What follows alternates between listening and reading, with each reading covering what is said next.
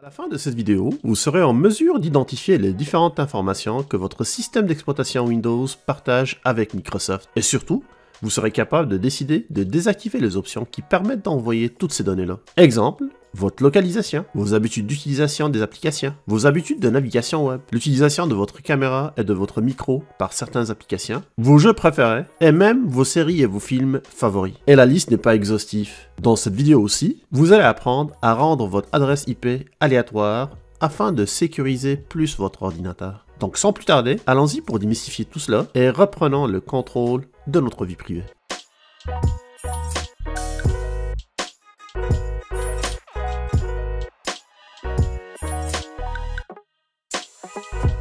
Comme vous l'avez vu précédemment avec votre smartphone, votre ordinateur aussi est une mine d'or d'informations pour Microsoft et pour tous ceux qui veulent vendre des produits et des services à vous. Et Windows a l'habitude de collecter toutes ces informations-là et de les communiquer régulièrement au serveur de Microsoft. Certes, il y a certaines informations qui sont utiles et nécessaires pour le bon fonctionnement de votre ordinateur, mais malheureusement ce n'est pas le cas de toutes les données qui sont collectées. Donc vous serez étonné de voir les informations qui ont sur vous. Avant de commencer, je tiens à préciser qu'aucune application tierce n'est nécessaire pour la réalisation de l'ensemble des opérations et que ces dernières sont complètement sécuritaires.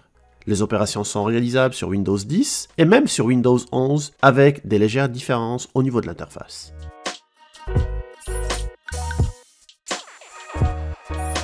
Donc pour commencer, la première chose à faire, c'est d'identifier tout simplement les informations qui sont collectées sur vous. Et pour cela, on va se rendre sur le menu Démarrer et vous allez tout simplement choisir les paramètres. Et dans les paramètres, optez pour l'option Confidentialité. Maintenant, sur la partie droite de votre écran, vous allez constater que vous avez accès à une option qui s'appelle Tableau de bord de confidentialité. En cliquant dessus, ceci ouvrira votre navigateur préféré et vous dirigera sur le site de Microsoft. Vous devez vous connecter avec l'entremise de votre adresse courriel et de votre mot de passe.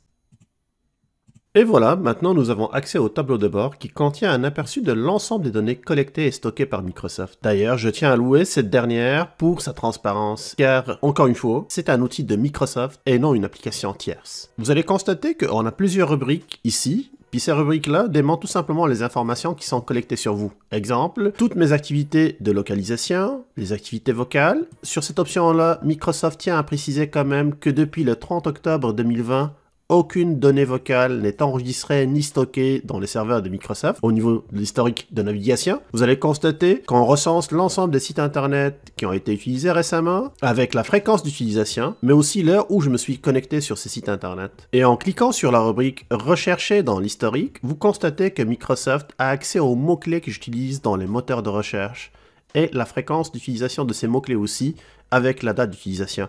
Donc elle sait déjà c'est quoi les termes que je tape quand je suis sur un moteur de recherche, que ce soit un moteur de recherche de Bing ou un moteur de recherche comme Google par exemple. En descendant encore un peu plus bas, vous allez constater qu'il y a d'autres éléments supplémentaires qui sont additionnés, comme les activités concernant les applications, les activités multimédia, que ce soit pour les films, la musique et autres, les données concernant la performance. Ça par contre, ce sont des données qui sont importantes car ça permet d'envoyer des informations sur votre ordinateur pour optimiser son utilisation. Vous allez constater que j'ai ici les paramètres d'annonce. Je vais cliquer sur revoir les paramètres d'une publicité et là vous allez avoir une bonne surprise. Vous allez avoir accès à tous les champs d'intérêt ou les centres d'intérêt qui sont reliés à votre profil. Microsoft crée ce qu'on appelle un ID d'annonce ou un ID de publicité et cette identification de publicité va permettre tout simplement de recenser tous les champs d'intérêt afin d'utiliser pour la personnalisation des publicités. Ne vous fiez pas à la liste que vous avez ici parce qu'en cliquant sur tout afficher, vous allez constater que c'est plus d'une trentaine de champs d'intérêt différents qui ont été recensés, puis vous allez voir que chaque élément contient un certain nombre de clés. Là, vous constatez que ce sont tous les mots-clés qui peuvent m'intéresser, qui sont recensés dans les services financiers. La même chose, si je remonte un peu plus haut, au niveau des automobiles et véhicules, vous constatez que j'en ai 34 mots-clés qui peuvent m'intéresser. Puis à partir de là, je viens de découvrir les marques de véhicules qui peuvent m'intéresser, ainsi que les types de recherche que je suis susceptible de pouvoir cliquer dessus. En d'autres termes, c'est toute une mine d'informations qui est collectée, puis qui peut être très intéressante pour n'importe quelle entreprise qui souhaite faire de la publicité.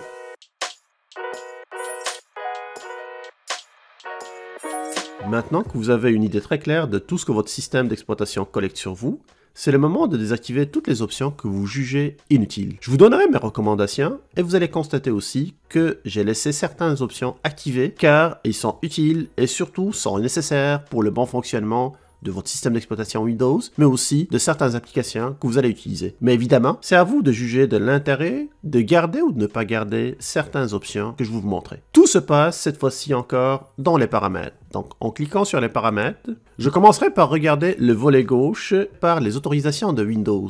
Dans la partie générale, la première option que je vais désactiver est les autorisations relatives à votre identifiant de publicité. C'est cet identifiant qui permet de fournir les informations sur vos centres d'intérêt, aux différents sites d'actualité, du e-commerce et aussi aux réseaux sociaux afin de vous proposer des publicités et qui peuvent augmenter le nombre de clics sur ces publicités-là. Donc je commencerai par désactiver cette option-là. Je garderai par contre les autres options activées car j'aimerais que Windows communique, dans ce cas-ci, la langue au site internet ou au site web afin de m'éviter de pouvoir le changer à chaque fois. Et j'aimerais aussi que mon menu démarrer ainsi que mes paramètres soient personnalisés.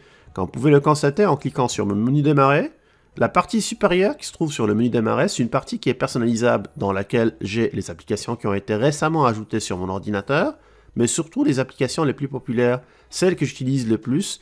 Je vais les retrouver plus facilement et ça m'éviterait de pouvoir aller les chercher dans la liste que vous voyez ici en bas. Maintenant que j'ai terminé avec la partie générale, je vais aller directement sur le diagnostic et les commentaires. Et là, la première chose que vous allez constater, c'est que Windows a besoin de certaines informations sur votre ordinateur pour fonctionner convenablement. Cependant, vous constatez aussi qu'il collecte certaines informations qui sont complètement facultatives, qui ne sont pas nécessaires donc au bon fonctionnement de Windows, comme les sites web et les applications utilisées. Donc pour cela, je vais commencer par choisir l'option qui est en haut. Ça veut dire autoriser Windows tout simplement à prendre les informations nécessaires et pas plus que ça.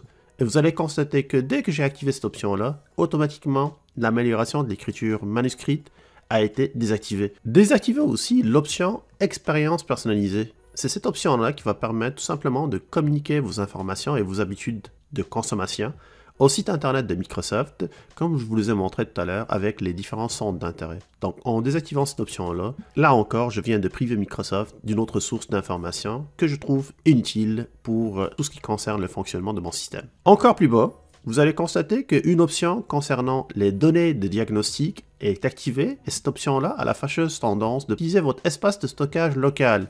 Vous constatez que jusqu'à 1 GB d'espace disque dur est utilisé pour stocker ces informations-là. Donc, pas besoin d'avoir ces informations en local parce qu'on ne les consulte jamais. Donc, on peut tout simplement, encore une fois, désactiver cette option-là. Puis, on vient de sauver un espace de stockage supplémentaire. Et pour finir, vous avez le choix de supprimer l'ensemble des données que Microsoft détient sur vous. Et en cliquant sur le bouton supprimer, vous allez constater que la demande de suppression a été faite parce que ça ne se fait pas d'une manière qui est instantanée. Puis comme vous pouvez le constater juste ici en bas dans ce paragraphe, Microsoft traitera cette demande sur le serveur et ça se peut que vous devez revenir sur le tableau de bord de confidentialité que je vous ai montré précédemment afin de continuer le ménage. Donc là, je viens de terminer avec le diagnostic des commentaires et je vais aller tout simplement sur la dernière option dans les autorisations de Windows, à savoir l'historique des activités. Ici, vous pouvez décider d'arrêter tout enregistrement de l'historique de vos activités sur cet ordinateur-là ou de désactiver individuellement chaque compte qui est utilisé sur cet ordi. Comme vous pouvez le constater, sur mon ordinateur, j'en ai 5 comptes différents, que ce soit personnel ou professionnel. Je peux décider pour certains comptes de les désactiver afin de ne pas garder une trace sur cet ordinateur-là. Maintenant, je vais retourner encore dans le volet gauche et je vais aller choisir Autorisation pour les applications. Et la première option qui m'intéresse, c'est la localisation. Par défaut, Windows peut connaître votre localisation et la communiquer en cas de besoin. Vous constatez aussi que plusieurs applications sont déjà installées et ils font appel à ce service-là. Mais malheureusement, c'est pas toujours pertinent. Donc, la plus courte réponse, si jamais vous voulez régler ce problème-là, c'est d'aller tout simplement sur Modifier et de désactiver l'accès au service de localisation sur cet appareil-là. Sauf qu'en faisant cette option-là, vous allez constater que toutes les applications maintenant n'ont plus accès à votre localisation et ce n'est pas toujours pertinent parce que certaines applications ont besoin de ces données-là, comme c'est le cas par exemple de l'application Carte, que elle a besoin de connaître vous êtes où pour pouvoir vous donner vos itinéraires. Et dans ce cas-ci, moi je vous recommande de retourner en haut, de cliquer sur Modifier, d'activer la localisation et de descendre plus bas pour désactiver seulement les applications dont la localisation n'est pas nécessaire. Et ne vous inquiétez surtout pas si vous ne les connaissez pas toutes, car en cas de besoin, dès que vous lancez une application puis qu'elle a besoin de votre localisation, elle va vous le demander. Ici par exemple dans mon cas, j'aurais pas besoin d'avoir la localisation pour la caméra, pour les connecteurs d'applications, pour mon calendrier et mon courriel. Je laisserai quand même la météo parce que ça peut être utile. Je laisserai aussi mes actualités, mais j'enlèverai aussi pour le reste, que ce soit pour Skype, la visionneuse 3D, puis ma visionneuse web. Maintenant, c'est le même son de cloche pour l'ensemble des options que vous allez voir dans le volet gauche, que ce soit concernant la caméra, microphone, l'activation vocale, le courriel électronique, la radio, etc. C'est exactement la même interface qui se répète encore une fois. En cliquant sur caméra, vous constatez que je peux modifier l'accès à la caméra pour l'ensemble des applications ou tout simplement pour certaines applications. Je vous recommande de faire un tour, puis de regarder chaque option, puis de désactiver les options et d'essayer des combinaisons afin de garder votre confidentialité.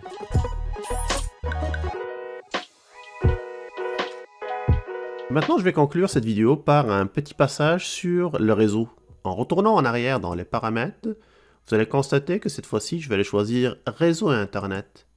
L'objectif avec ça, c'est de pouvoir personnaliser notre adresse IP. D'ailleurs, un petit rappel s'impose, l'adresse IP est tout simplement un numéro d'identification qui est attribué de façon permanente ou provisoire, selon les cas, à chaque périphérique qui est relié au réseau Internet. C'est comme un matricule de véhicule ou une adresse de maison. Il permet d'identifier d'une manière qui est simple et précise votre ordinateur pour lui acheminer l'ensemble des données. Mais malheureusement, le revers de la médaille, c'est aussi un moyen facile de traquer vos informations sur Internet. Donc, vous avez intérêt à ce que cette adresse change souvent pour que vous ne soyez pas facilement identifiable et par la même occasion, une cible facile pour un pirate informatique. Et pour remédier à ce problème-là, je vais tout simplement choisir dans le volet gauche du réseau et Internet l'option Wi-Fi.